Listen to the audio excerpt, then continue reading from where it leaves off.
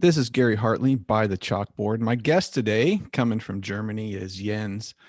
And Jens, welcome and thank you for joining me for a great conversation today. You don't know that yet, but thanks for having me. Yeah, Jens and I met on Twitter, and I enjoyed his conversations, his tweets so much that I reached out to him and invited him to have a conversation with me. And Jens, you came on, and I'm so glad you did, and I'm looking forward to you sharing your experiences of life today. Yeah, I'm happy to. Yeah. So you have come to, obviously, to me, a greater awareness of life than you used to have because you tweet about it, and Well, you yeah, but I do tweet, but I don't really know what I'm tweeting about or even why. I just feel the need to say something and then I just do. So I wouldn't say there's anything really great behind it. It's just sort of, it needs to come out. And Twitter is a great outlet for that, I find. But yeah, I find it difficult to say that I'd have something to give. It's more, yeah, don't really have something to give. It's more that I just want to share. I don't know. It's difficult to say. that's the way I would describe it. I think it's what you share resonates with some people. What I'm you happy. shared resonated with me. Some of the things you say, I it there's a frequency about it that I recognize somehow, even if it's not a conscious thing. Something within Yeah, me is going, "Ooh, that's a really good statement right there." yeah, I feel you. I felt with it kind of lonely for a while in my life where I thought I didn't really have immediately people around me that could resonate with that. And so that's one of the reasons why I started because I thought, maybe there are other people feeling that. I'm not feeling that much of that anymore because, yeah, I don't really know why, um, but it's good to show. I feel it good to show that, if you can resonate with this, you're not alone with it. I like that. Yeah, I felt the same way. You and I had a short conversation on Twitter about this, of about feeling alone when you start coming to when you start waking up or becoming enlightened, however you want to describe it, and it can be a very lonely place. Do you find it over time to become a wonderful place? Oh yeah, yeah, yeah. Once you get past the story bit, I'd say, because at the beginning you think you're going through something special, and I find it really difficult, that language by now, because becoming enlightened, there's so much connotation to that, and I like to think of it as just growing up, because I think it's quite normal, to leave, to grow your inner child up, and it takes many different forms, this growing up process. Some people have have more religious connotation to it and some have less. There's also you can also think of it in psychoanalysis terms, just um,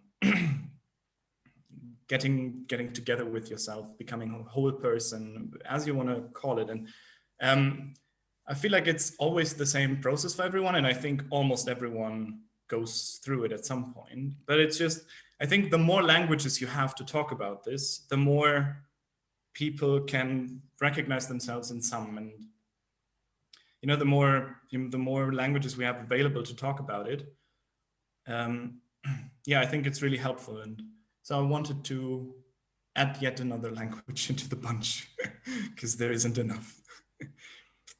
Yeah, there's always a thousand ways to describe, the Yeah, same thing, and we do the best we can with words. yeah, yeah, yeah. And of course, we're talking about something that's inherently non-verbal, so there's only so much you can do about that. Yeah, it's like trying to explain an experience, right? Yeah, exactly. Like I've never, I've never had water, so tell me about it. what does water mean to you? Great.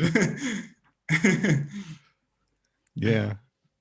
Yeah, and I think what makes it possible to talk about it is we've all experienced it. And just to some degree, we've conceptualized it or not conceptualized it, but everybody knows instinctively what we're talking about. And that's why it's at all possible to talk about it. Yeah, there's something familiar there. Yeah. There's something familiar there, exactly. And you can't pin it down, but you know already somehow. Yeah, you'd mentioned in your email of Alan Watts, and I discovered him a couple of years ago, and listening to him was like that. There was this familiarity with what he was saying that resonated with me. Yeah, exactly. For me, the same. Yeah, I also started with Alan Watts. And felt also this resonance, and it was like, okay, there's something, like, it's not what he's saying really, like conceptually, it's like, I don't know how he says it, or something behind what he's saying. Yeah, it's weird, isn't it? Yeah, and I can't even tell you how I came across him. Does it seem like to you in life the things you need just show up in a way when you need them? I also don't remember how I came across it. It was somehow, and I think I also came across him, forgot about it, came across him again. I don't really know, but it was something, you know, I found his lectures, and it was like, I think I've listened to this before, but I don't know if I actually did, or it just seemed very familiar. You know, it was strange déjà vu. Yeah, I listened to a lot of his lectures on YouTube. Pretty sure I discovered him on YouTube, and I'll go months without ever seeing anything on him on my YouTube feed. And then things will start popping up again. And I look at it as a reminder going, oh, did I listen to that? I don't know, but I'm going to listen to it again because there's always something valuable there that I learned from and enjoy. True. Yeah. So you mentioned that there's been several situations in your life where you realized you were your own worst enemy. Oh yeah. Shall we talk about some of Yeah, those? let's talk about some of those things. Yeah. So, all right, let's just give an example. There was one situation where I was, and I see this as sort of the way my spirituality, or whatever you want to call it, expresses itself in my life.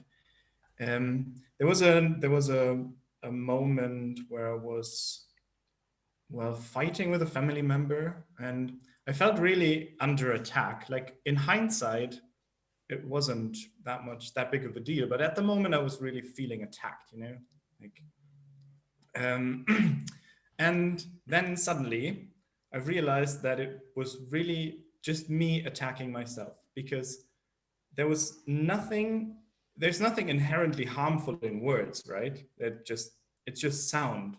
You can listen to it in the same way as music. So on some level, getting offended by what someone says is like getting offended by music.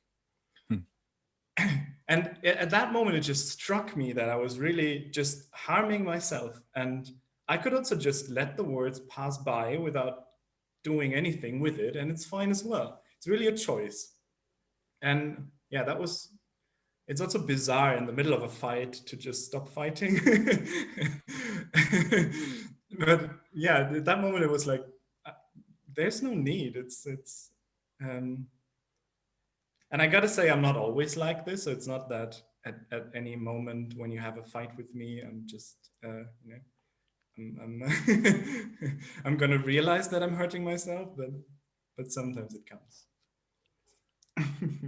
Yeah, I always realize it afterward that. Oh yeah, I like this saying, hindsight is 2020.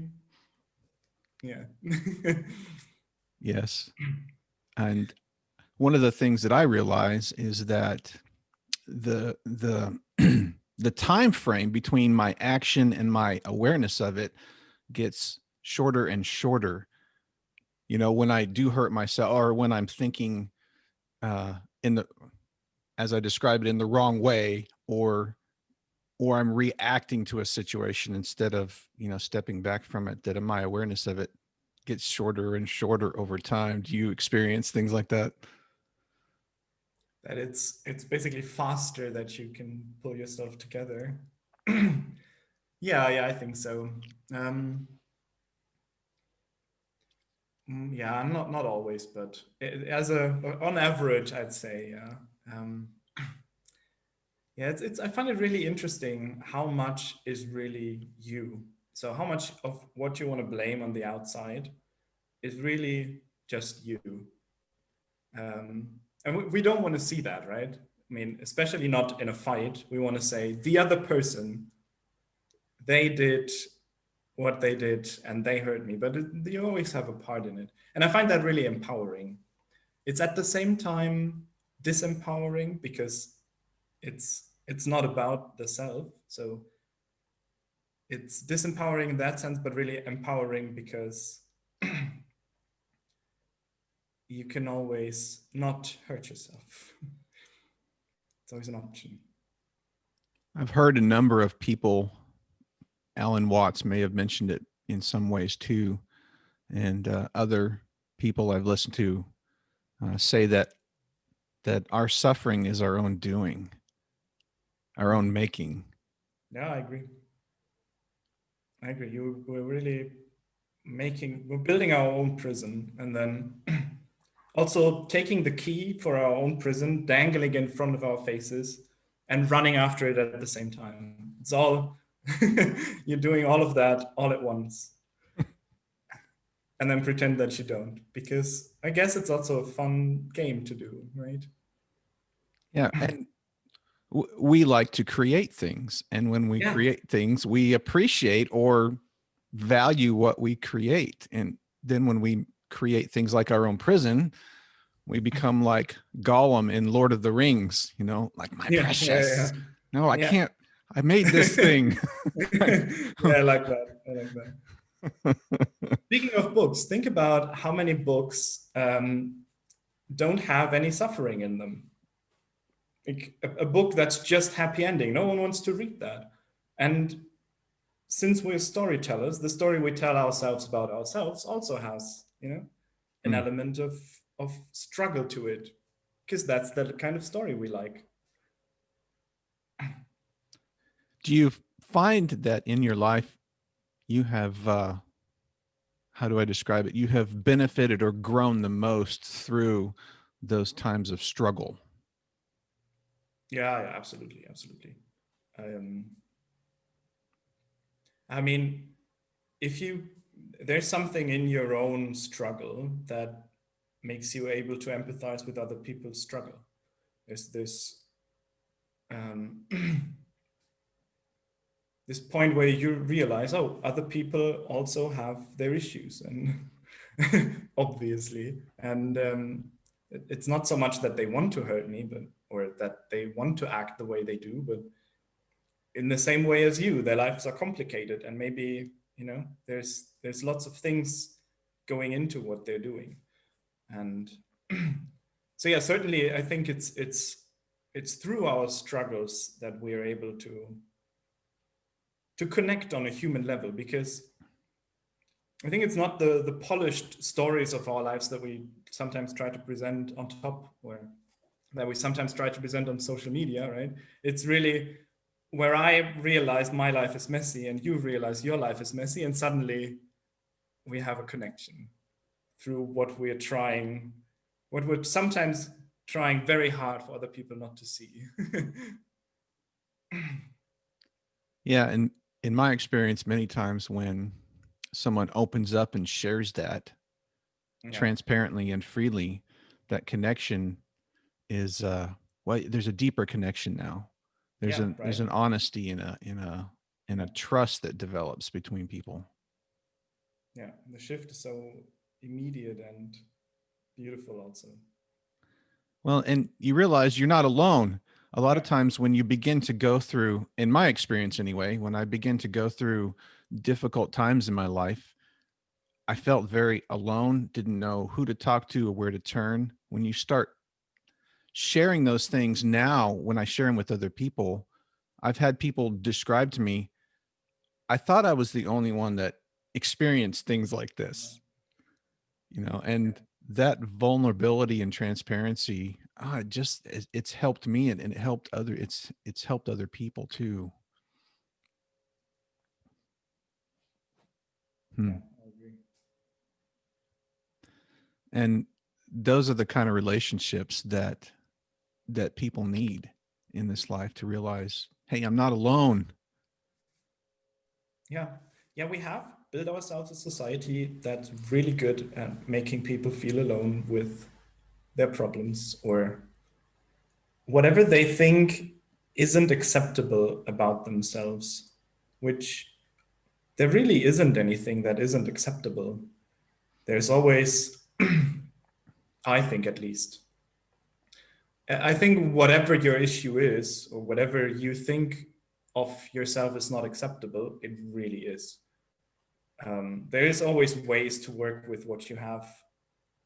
And I find it really sad that on a, as a society, we're really focusing so much on how things should be, and we're just, I don't know, ignoring how they are, which is where you should start, right?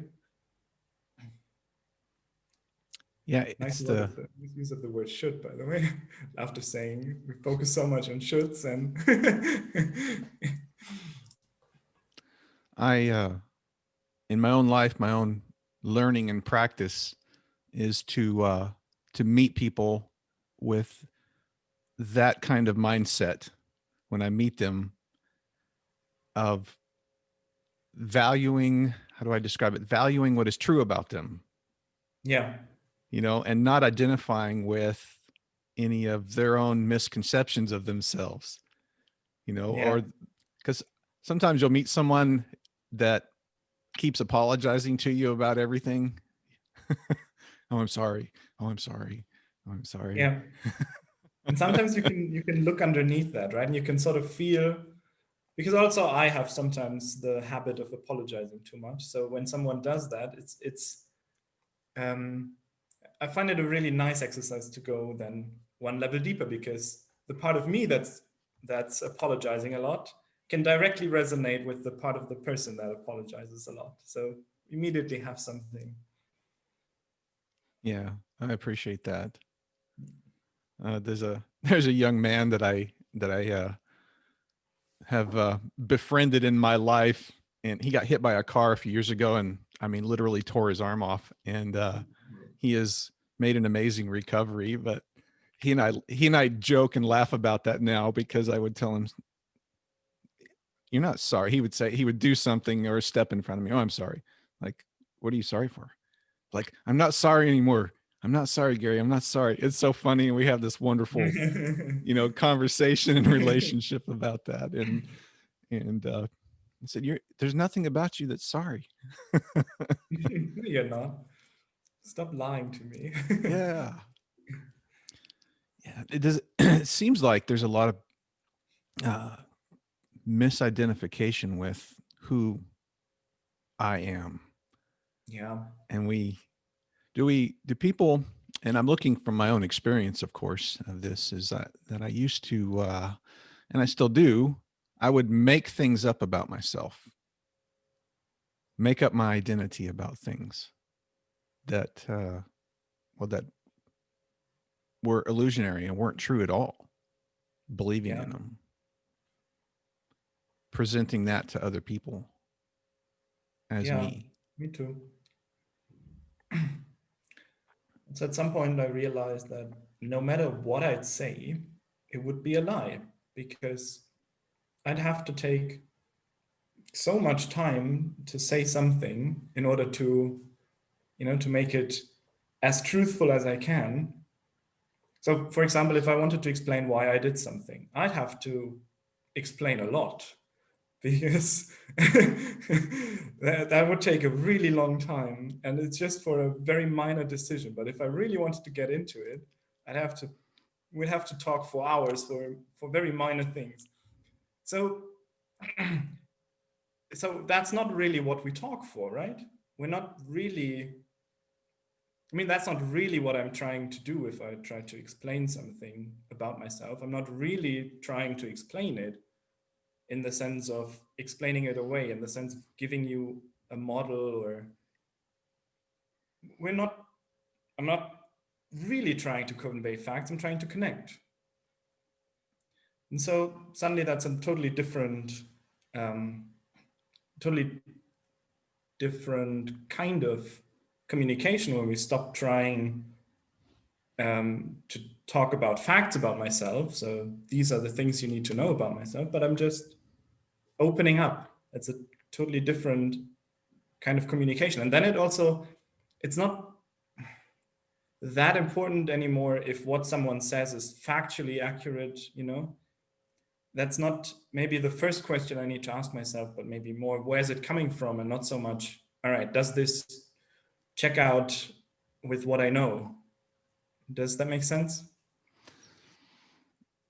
Yes. Yes, it makes sense. And I recognize experiences in my life where I've become more aware of that.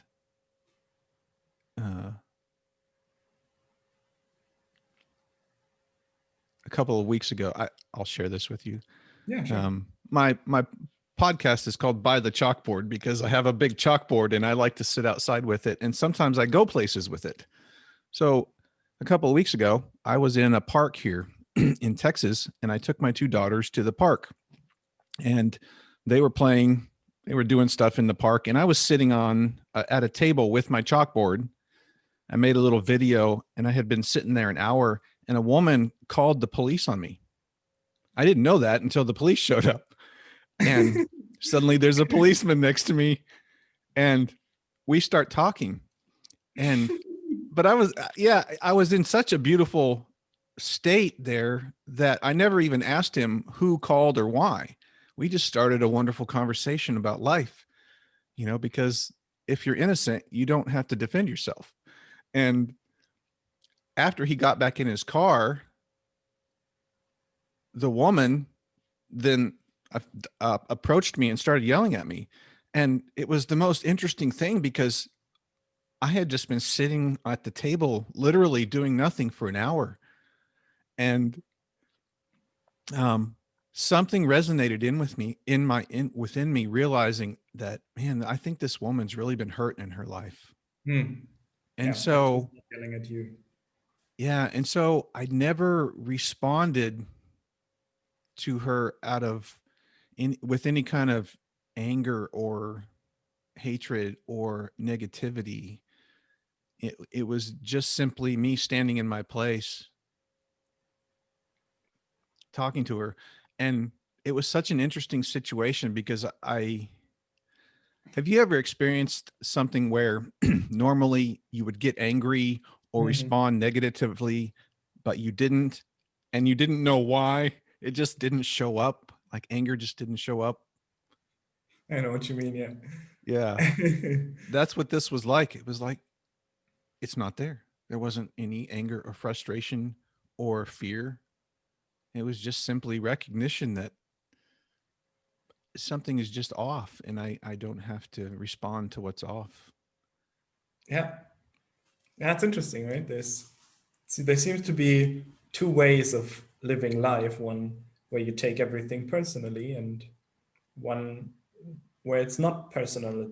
It's going on, and there's no need to make it about you. Like an outburst of anger in front of you isn't necessarily your anger.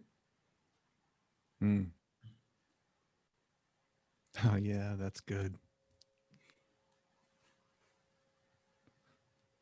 Really nice story. I love those moments in life that I needed that moment because it was, you know, it's one of those challenging moments where I still had feelings come up, Mhm. thoughts come up.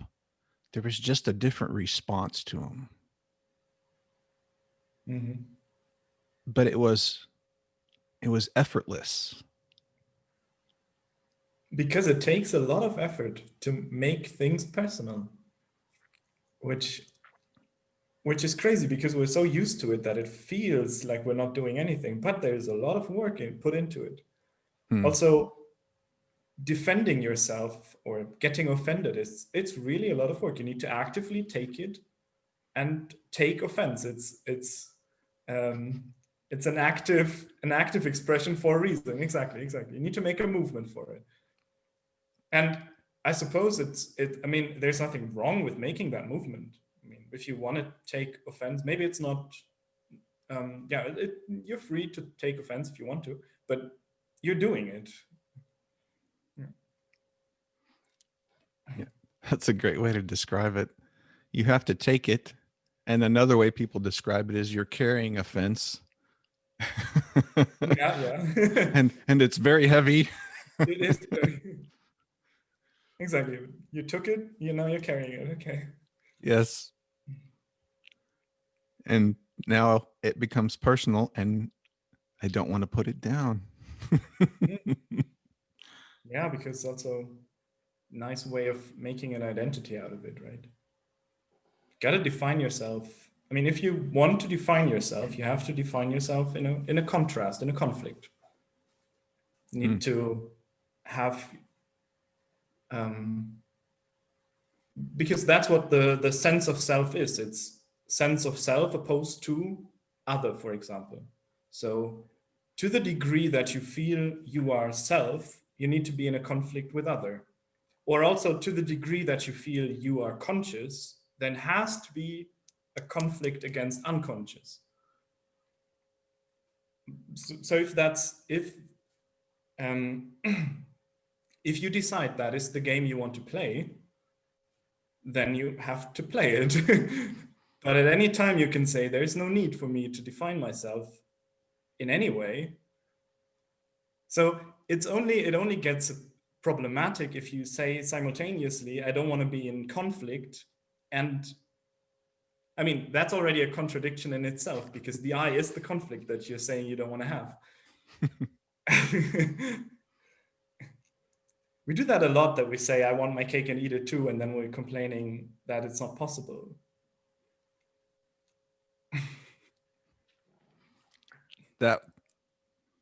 That was rich.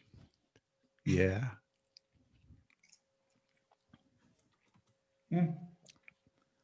Alan Watts has a longer, nice talk where he talks about pulling yourself up by your bootstraps. And it's a really nice expression, but it's just impossible. And I feel like a lot of things we talk about and they sound meaningful because, well, we can express them in language, so they seem to be meaningful, but they aren't. And so we're chasing something that's just inherently contradictory, like pulling yourself up by your own bootstraps, which sounds like a nice sentiment and really hopeful, but it's really impossible. Yeah, I think he may have said something like, if you do that, there must be two of you. Yeah. I am going to pull myself up. Yeah, exactly. But now the one that you want to pull out is the one that's supposed to do the pulling. So good luck. Yes. And I love Alan Watts because he always talks about it in almost a humorous way of looking at it. Yeah. So you start looking at your own life in a curious way rather than a judgmental way. Yeah. Yeah, I think this detached attitude, this detached humorous attitude is a really important one. And also I feel it deeply religious. The same sort of attitude that Zen has, where, well, you don't take yourself too seriously and you can laugh at your problems to some degree, because you realize that you really are trying to pull yourself up by your own bootstraps, and and then you're frustrated that it isn't working. But when you see yourself standing there with your hands in your bootstraps pulling ferociously, then you can only laugh. When you see yourself doing something that just isn't going to work and you know it, it's funny. Yeah. Do you have how would I explain this? I have trouble identifying myself by, I say trouble, by what I do. Men typically ask each other when they meet, "What do you do?" For a I living, don't you mean? I don't I don't ask anyone that question anymore. And sometimes people will ask me, how come you didn't ask me what I do?" Yeah. It's because I don't identify myself by what I do anymore. And so I don't see other people that way. I can Do you relate to experience that. Yeah, similarities with that? yeah, yeah. I find it difficult that, I mean, we're trying to ask, who are you, right? But what we're really asking is, who were you? Like, you've been at work today, so what have you been doing at work? And we're trying, I feel like this need for connection, we're expressing in a strangely roundabout way by asking these questions that are supposed to be personal, but they're not about the person, they're about the person's history. Like, what did you learn? Not who are you standing in front of me, because that question has no verbal answer, so it's not really, can't really ask it and not be looked at in a strange way. It's really a koan if you wanna see it that way. Um, so yeah, it's curious that we take, that's what we want to ask. Who are you? Let me get in touch with you, get to know you. And we can't, so we're taking who were you as an approximation, which isn't really one. I agree. I also don't define myself in terms of what I do. And it feels also strange to me, especially things like, you know, you get like at the end of school, you get a certificate that you've been to school, and it's kind of becoming the point of school. But the point of school is not the last day of school. It's really all the others.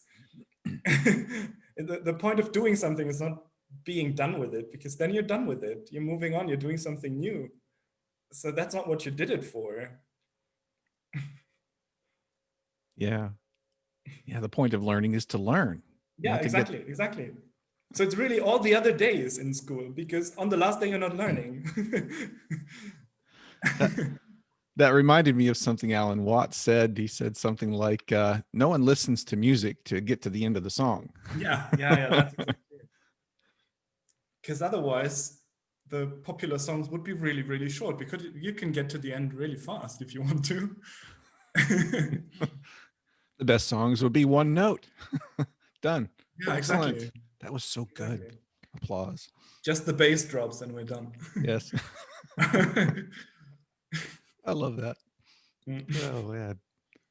Like, is that what life is about? Your goal is to get to the end of your life? Yeah, and many people live that way, I think. And also, as a society, we're kind of doing our best to maintain that image, the ideal of getting into retirement as yeah, as rich as possible, or as, maybe some people also as fast as possible into retirement. I don't know, but yeah, to get it over and done with. Hmm. Yeah, Not saying that there is no life in retirement, but yeah, I would describe it as the same way I describe politics. It's one aspect of life, right? yeah, Retirement is an aspect of life for yeah, some people, for a lot of people. Politics is one aspect of life. yeah, Eating is one aspect of life. yeah. And it's kind of unhealthy to make life about any one of its aspects. Hmm. Yeah. Yeah. You get wrapped up in one thing and think this is life. And then when that changes, you become disappointed. Yeah, And then there's suffering. yeah, yeah. You create the expectation, and then, so in that way you create your own suffering. That was that was one of my big revelations in life is learning that what you just said about creating expectations. When I started becoming aware of that, I realized I do this all the time. I create these expectations. They never happen the way I have planned. And then I become disappointed, and then there's suffering because of that. Yeah, it's amazing, right? This realization, I don't need to do that. I don't need to put up big expectations and then act surprised that it's not happening. I can just stop that. It's it sounds so stupid, but it's so mind-blowing at the moment. Yeah, Alan Yeah. watched Alan. We're going to come back to him, and I love it. But yeah, he talks about that in different aspects. About I remember one example. He talked about suppose you could go to sleep at night and dream the dream you wanted to dream every night, whatever you wanted to do, and it would last 75 years. And then the next night, the same thing again, whatever you wanted to dream, and you could have anything you wanted and experience anything you wanted. After a while, wouldn't that get boring? And wouldn't you want to say, tonight in my dream, surprise me? Yeah. And that's exactly what I do, if I'm being honest. If I had the power to do whatever, sure, I would have a lot of fun with that for a while. But after some time, I'd say, I don't want to be this decider forever. I don't know, something. Yeah.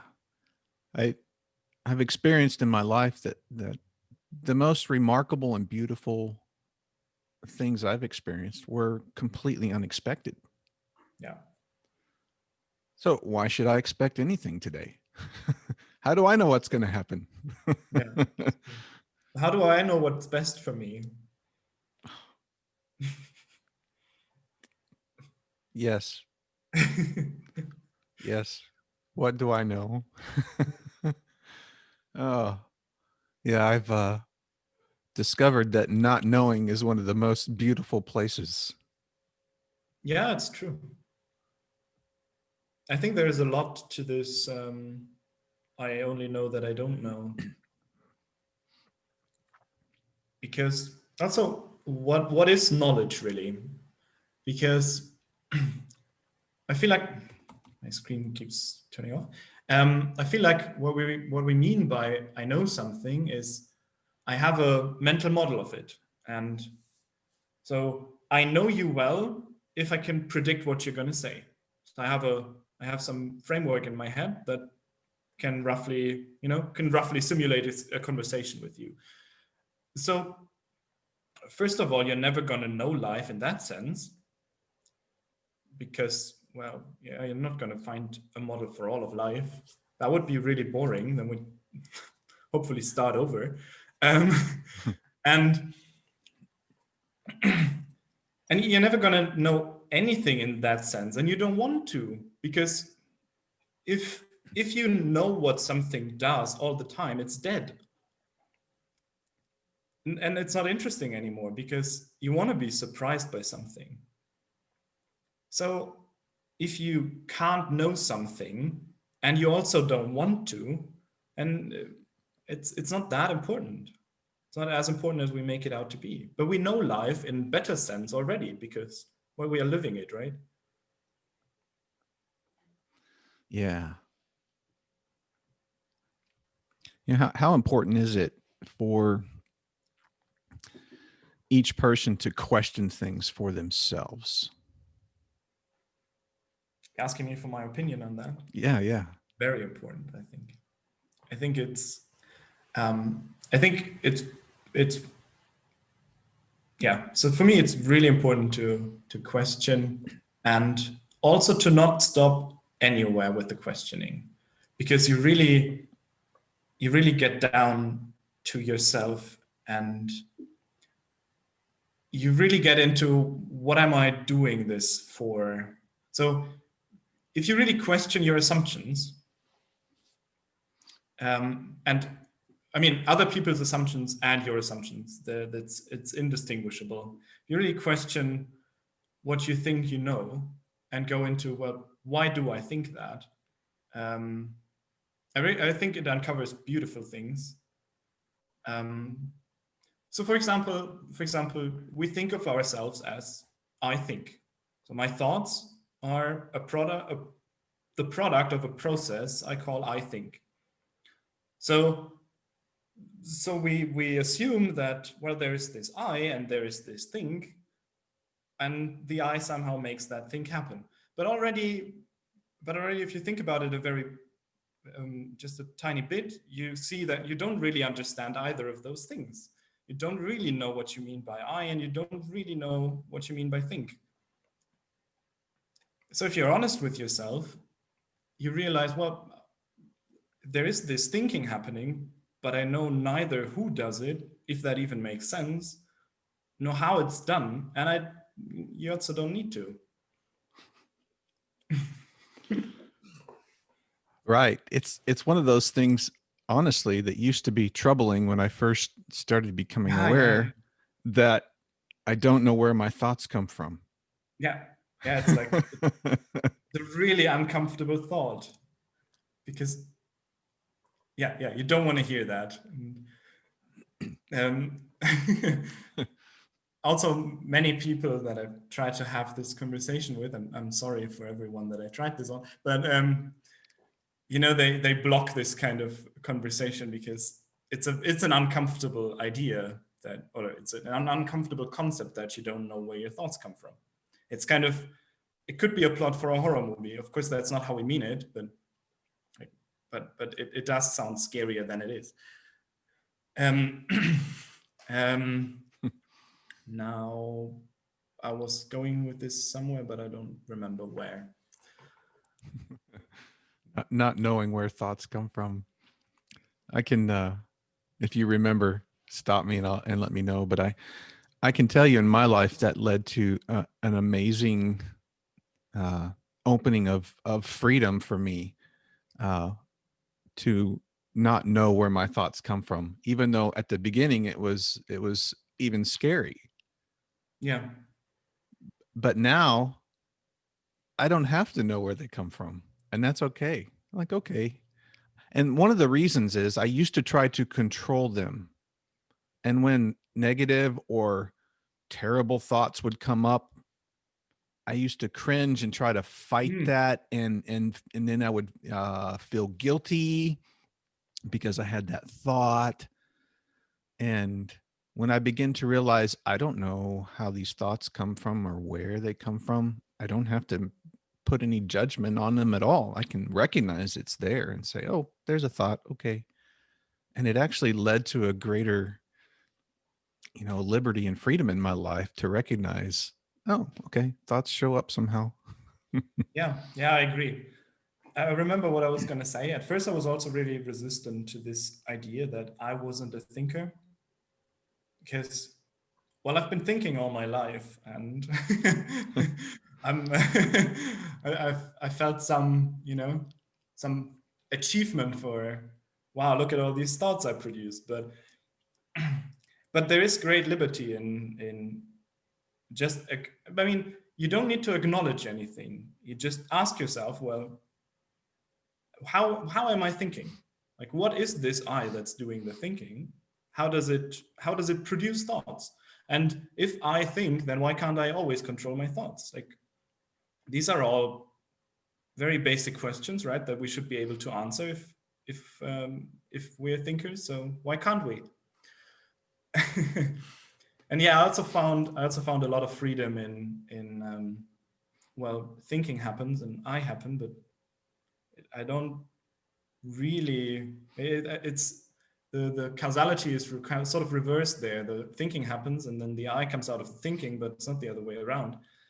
And so these bad thoughts that one feels so guilty for sometimes, they really, I mean, they're just thoughts. It's not, it's like feeling guilty for ripple on the lake. It's if you stop feeling guilty about it for a second, it's already gone. And that goes back to causing our own suffering. I was causing my own suffering by claiming that I was guilty of of this random thought that came up. Yeah. Hmm. Yeah, it's weird how we're so so this becomes a bit difficult, but how we're so obsessed with pinpointing something that happens onto basically blaming some entity for something that happens. And now I'm not saying you shouldn't take responsibility for what you do, but this idea that everything needs to be pinned somewhere, like, you know, a company can do the worst misconduct, but as long as the CEO resigns, everything's fine because we pointed the blame somewhere. Okay. And this is so weird because everything is really interconnected. Everything happens because of everything else to some degree. And if you want to take full responsibility for every single thought that crosses your mind, then you need to take full responsibility for everything that happens in the world, which is fine, I think. I mean, which would be a consistent position if you want to do that. And to some degree, I think it's also justified to take responsibility for the universe. Not personal responsibility, maybe, but, you know, impersonal responsibility, if that makes sense. Or you take responsibility for nothing, but these awkward things in between, they're sort of strange when you think about it. Yeah. I don't know if you know who Sadhguru is. Have you heard of him? Yeah. He I used to hate the word responsibility. Probably because somebody would tell me, Yeah. you need to be responsible. Yeah. He really settled it for me when he said responsibility is simply your ability to respond. He said, that's nice. he said you have an infinite, an unlimited ability to respond. You don't have an unlimited ability to change things outside of you. I mean, things are going on, but you have the ability to respond. And that kind of settled it for me. It's like, oh, well, that's very simple, isn't it? I have the ability to respond in this situation. Yeah. Oh, that's a really nice way of making it clear what I mean as the difference between personal responsibility and impersonal responsibility, because personal responsibility sort of implies that it was in your power to change it. But of course, you don't have supreme power over the entire universe, which would be really complicated. So better not to have it. That's a stressful job, I imagine. But yeah, you have the responsibility in the sense that you're free to respond in a reasonable way, in an appropriate way. I also like to remember that to take responsibility for what you say isn't necessarily to be brutally honest. It's if it's more helpful to be a bit careful about what you say, then by all means do that. And I find it really difficult if we put what we say into these strict rules, because there's always going to be, like, whatever your rule set is for how you're supposed to speak, I come up with a situation where you should break that rule set. So why have one in the first place? And I've told someone that sometimes with your wonderful ability to respond, a great response is silence. Yeah, that's a really undervalued response. Because sometimes you can't say anything. Whatever you say is wrong. So silence is a wonderful answer. And also there's such a range of non-verbal ways of saying things. I used to have this pressure that I put on myself to come up with things to say. like in a Yeah. conversation, or if someone asked me a question. Yeah. And now sometimes I'll sit back and just recognize that the best answers are answers that just come naturally. Yeah. And sometimes that silence, that's what's there. Okay, I accept that. And somebody might ask, why aren't you answering me? Well, I am actually. In a way, you can't not answer, right? Yeah. There's always an answer. Are you expecting an answer? Yeah, I agree. It's we really pressure ourselves into, okay, you got to say something because silence is awkward. Well, no, it really isn't awkward. What we're doing isn't, we're really rarely actually being silent. What we're actually doing when there's no conversation most of the time is we're frantically trying to come up with something to say. So we're not really silent, right? We're just in our heads, but screaming.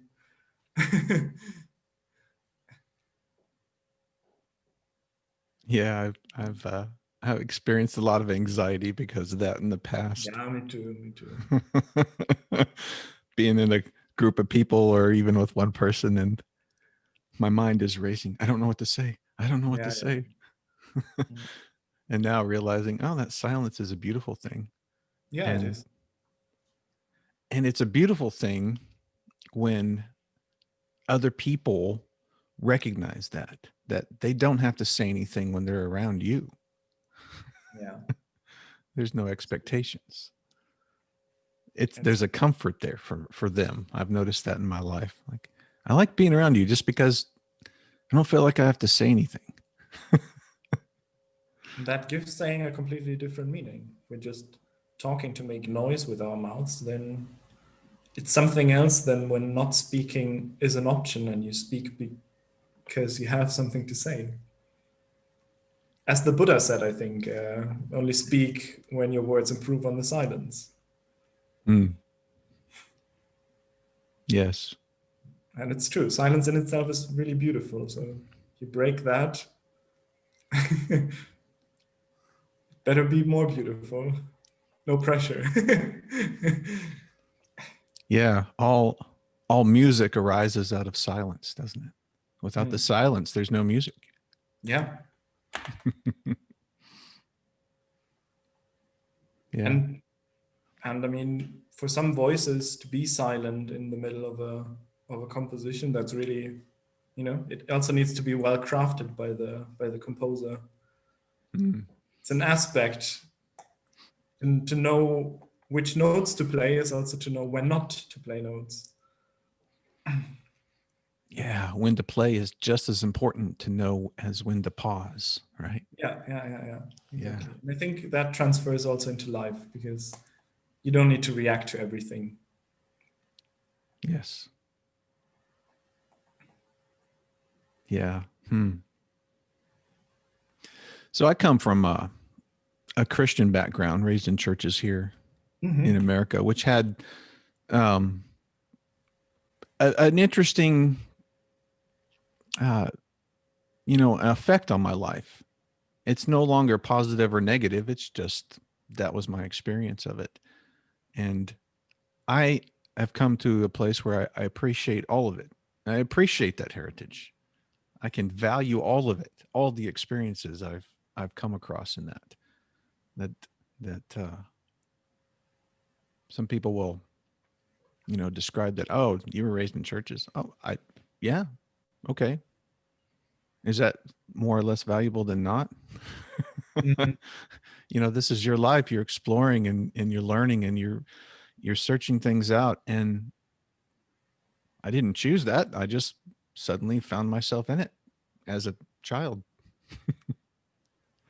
This is my Yeah, experience. I can relate to that. Also grown up Christian, in a Christian background in a Christian school, and I also, I mean, I wouldn't call myself Christian these days, but it's um, it's an important factor, and I can certainly relate to many Christian things, and yeah, it's too complex to call it good or bad. So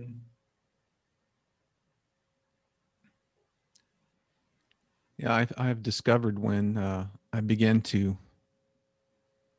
put everything I believed out on the table over and over and over again, questioning it. Why do I believe this? Why do I believe this? Really? Why do I believe this? You know, there's so many wonderful things to me written in the Bible, but I would question them because that wasn't my experience of life. yeah. You know, and these wonderful things Jesus would talk about, oh, that you may have life to the full. And something resonated within me about that, but that wasn't my experience. Well, I don't have life to the full. Is this even a real thing? It sounds great. You know, is this just an advertisement? Yeah, yeah. I think that's a very healthy way of going about the Bible, to question things, because that shouldn't be forbidden, Mm, to use the mind that you're given to use it. um, and I think it's very important to really ask yourself, what do you believe in? Because that was really something I wasn't even aware of. What are my beliefs even? I mean, I could tell you certain things that I didn't believe in, but mm. um, it's easier to disagree with something than to say, well, what do I believe in then? And yeah, that's certainly something that I recommend everybody to put it on the table, as you said, and go through it. Okay, well, why do I believe that? Because a lot of times, um, when you're honest with yourself, at least for me, I found that some things I just held on to for convenience. I still do, of course. Some I don't actually believe that, but I kind of want to believe that because it's convenient or easy for some reason or other. And just looking at it is sometimes enough to realize, okay, it doesn't serve me anymore. Mm. Yeah, things that are, in my experience, things that are familiar. Sometimes I don't want to let go of. I just want that familiarity there Yeah. without looking at why. Mm. But when I look at it, I'm like, okay, I'm going to take an honest look at this. Really? Why do I have this? It's like just a physical item, you know, where I live. A couple of years ago, I started just getting rid of things. Why do I have this? I literally got rid of something I had in high school that I had not used since high school. It had been in my drawer, but it was the first one I had. It was a sharpening stone. It was the first one I ever bought with my own money. I hadn't used it in years, probably 30 years, but that familiarity was the reason I hung on to it, why it was still in the drawer. When I finally got rid of it, there was this great openness of freedom behind it. I don't have to, this was a burden to me. I was holding on Yeah. to this memory of this thing rather than, you know, using it for something useful because I didn't need it anymore. Mm. I think a lot of times we're resisting life's changes and sort of try to rebel against it. Well, you might be changing, but I'm keeping the sharpening stone. That'll teach you life. Ah, yeah. Yeah. Get my power. Tremble. Yeah, because life is like a stream. How do you know where it's going? You know, I want it to go this way, and when it starts going what I perceive to be the wrong direction, then I'm trying to change it, but you're going with the flow of the stream. You can't. Yeah. Yeah. I mean, you can struggle and expend a lot of energy, but it doesn't change the direction of the stream. Just changes your struggling. Now I have a different form of struggle. Yeah, exactly. Instead of forward struggle, I do backward struggle. Yeah. Yeah. Now I do side stroke struggle and yeah, that's a great way to put it. Yeah. Oh.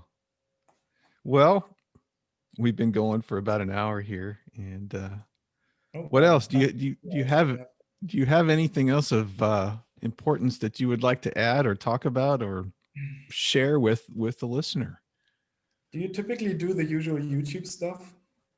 What everyone says on YouTube? Because I've never heard it live. And I mean, do you do the please remember to hit the subscribe button? Do you usually do that? Oh, no, I don't. Okay. I forget. I what's important to me is the conversation, Yeah, and I completely agree. I and was just sometimes curious how it sounds live. no, Because I always find it sounds so ridiculous. no, I don't remember doing that. I've done it on a little video I've done by myself. I don't think I've ever done it on a podcast just because that's not what I'm not thinking about that. I'm not thinking about trying to promote myself And I think that's healthy. so much. This is what's valuable to me, is having a conversation about life and sharing our experiences. And past that, it doesn't cross my mind until afterward, when I'm putting it together, like, okay, what do I want to write about this as I'm going to put it up? And then I might put something like, hey, if you find some value in this, you can subscribe to keep up with the next one. But no, it's about the conversation. I completely agree. That's the value of it. Strange thing we're doing, right? Like how common it's become to advertise things and to market things, and how it's more important than what you're actually doing. It's strange. Always, yeah. It's really one of the things about our society that bugs me the most, I think. Yeah, you can monetize anything. Yeah, yeah, yeah. But no, other than that, nothing I wanted to say. All right. Well, I have enjoyed this conversation, and thank you for joining me. I I can't tell you how much I appreciate this. It means so much to me to have a conversation with someone that I've never met and didn't know, and to just share our experiences of life and to share it with whoever else is watching or listening to this. And so thank you so much for joining me today.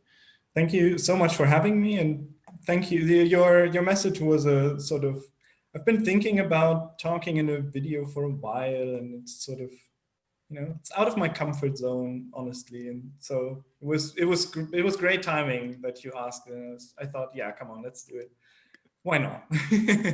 And I enjoyed it. I enjoyed it greatly. So thank you so much for having me. Well, good. Well, maybe we'll do it again sometime and Sure.